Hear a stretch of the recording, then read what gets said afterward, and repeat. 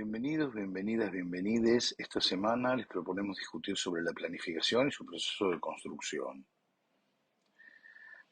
Claro que queremos dar cuenta de que las actividades de la planificación están en una solución de continuidad. ¿Por qué decimos? Porque hay actividades de elaboración, hay actividades de instrumentalización o de instrumentación de la planificación que deseamos llevar adelante. Hay una fase de aplicación de esa planificación y luego una de evaluación. Por supuesto, todas estas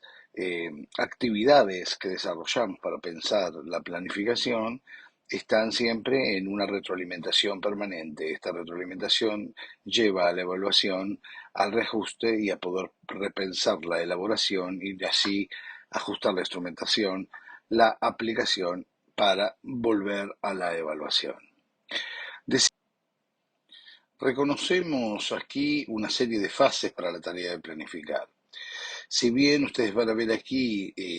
estas fases están organizadas de esta manera a efectos de comprenderlas teóricamente, pero la realidad de la planificación, en lo concreto de la acción de planificar por nuestra parte, por supuesto se hallan juxtapuestas y es bastante difícil identificarlas, pero a efectos de poder discutir con ustedes los elementos de cada una de ellas, vamos a circunscribirnos a cada una de las fases en particular. Vamos a iniciar, por supuesto, con la fase diagnóstica, no porque esté primera, pero porque sí, siempre definimos el diagnóstico como lo inicial, ¿no? Y aquí es conocer un poco lo que sucede, cómo se teje en esa institución, en los marcos legales, el entorno social y cultural, el funcionamiento, la cultura institucional, etcétera, etcétera.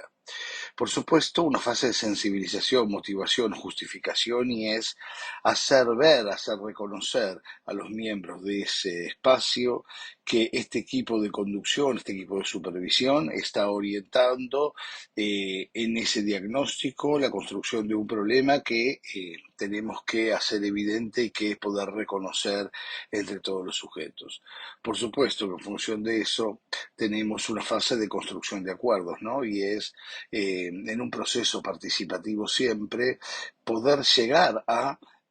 posiciones comunes. Desde luego, la fase de planificación que nos permite en realidad orientarnos hacia el objetivo que nos proponemos y en este punto empezar a definir estrategias de intervención correspondientes y modos de evaluar el resultado de esas intervenciones. Por supuesto, la fase de difusión que tendrá que ver en cómo comunico estas cuestiones discutidas con la comunidad y con, en realidad, no solo la comunidad educativa circundante, sino todas las redes de relaciones que nuestro espacio de trabajo genera. Vamos a hacer pie en la primera fase, que es la fase de diagnóstico, y que tiene que ver con entender la situación, es decir, con el entendimiento de la situación. En este punto es bien sencillo, todos hemos realizado un diagnóstico alguna vez, pero nosotros queremos centrarnos en algunas figuras que nos parecen centrales y que a veces no tomamos en cuenta cuando pensamos en el diagnóstico. Inicialmente los indicadores de eficacia o de eficiencia de la institución escolar, por supuesto, estos siempre los tenemos en cuenta y vamos registrándolos y vamos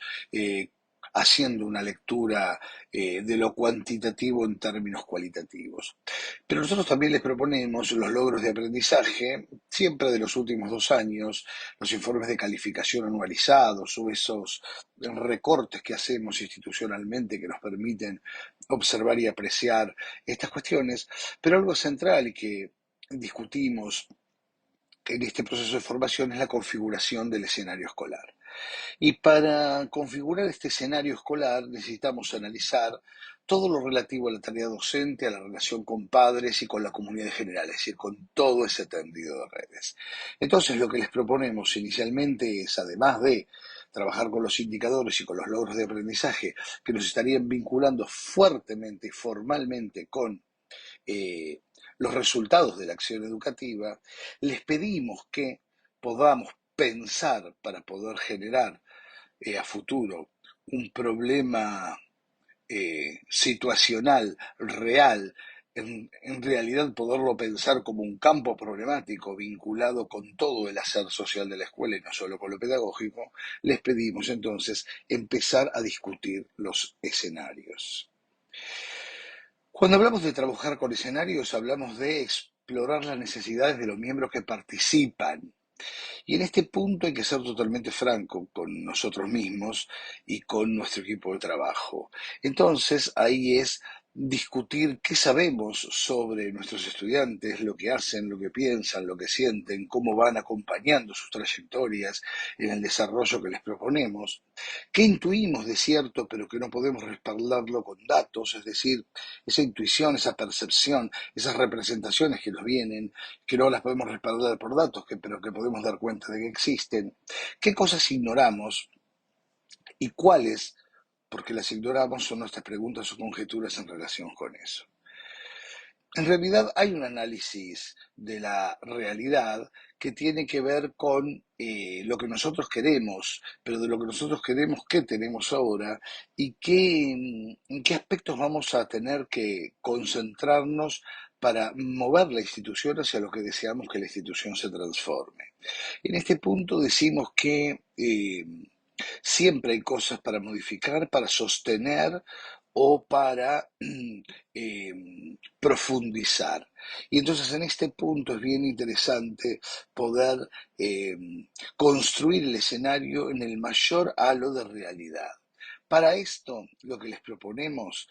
como proceso, la revisión de todo material institucional que aporte datos cualitativos, anotaciones, agrupaciones de tendencia en áreas de interés, es decir, empezar a discutir sobre lo que hay y eso que hay que está registrado, que son en algunas instituciones mares de tinta, pueda ser cualificado y construido como un dato que me permita anotar y agrupar determinadas tendencias y evaluar determinadas necesidades. Por supuesto, hay tipos de apoyo para poder lograr ese relevamiento. La lista no concluye aquí, podría incrementarse, podríamos agregar algunas cuestiones más, pero la lista hace referencia a poder apreciar esos elementos que son necesarios tener en cuenta para poder configurar ese escenario escolar, ¿no? La evaluación de necesidades y recursos, la evaluación de la práctica actual, la asignación de roles y responsabilidades, el establecimiento de compromisos, las formas en que se desarrollan las reglas del juego en el hacer institucional, cómo se vehiculiza la formación permanente de los docentes, cómo se garantiza la formación continua del equipo de trabajo, las formas en que se implementa lo planificado, el reconocimiento de la formación inicial, y esto tiene que ver con algo que hemos ya hablado de la facilitación, es decir, de esa escucha activa y de ese aporte activo de todos los sujetos, las formas en las que se solucionan los problemas y los conflictos, el reconocimiento de la forma en la que se presentan las innovaciones en clase y cómo se evalúan esas innovaciones, es decir, el impacto de esas innovaciones. Y luego, y no por ello menos importante, por figurar a lo último, cómo se organizan los encuentros de acompañamiento, asesoramiento, seguimiento y refuerzo de las tareas desarrolladas por el personal. Cuando hablamos de escenarios, nosotros queremos tomar un concepto que es de Sandra Nicastro y Marcela Andriossi, que es el de campo dinámico y montaje. ¿Qué queremos decir con esto? Que esos escenarios, por más que nosotros los recortemos y podamos enunciarlos, esos escenarios están en una permanente reacomodación. Entonces, lo que nosotros decimos, que en realidad nosotros, parafraseando a las autoras, decimos que hay que delimitar claramente el espacio de trabajo, claramente definir la temporalidad, cómo se organiza la relación con los otros en ese campo y